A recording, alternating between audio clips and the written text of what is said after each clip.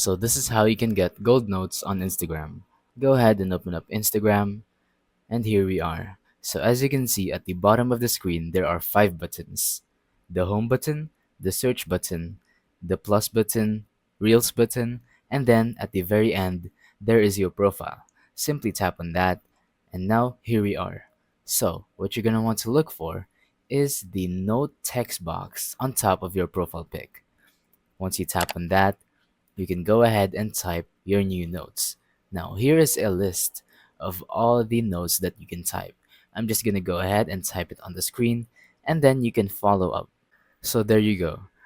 You can either type gold, goat, medal, victory, or these two medal emojis. If you type that in your notes will become gold or yellowish and then be special from the other notes. So that's pretty much it. All you have to do is type one of these in your notes. It can be in the first part or the last part or even in the middle. It will still turn your note gold. So thank you for watching. Don't forget to leave a like, subscribe, and let us know in the comments down below if the tutorial worked or if you have any questions. Thank you and goodbye.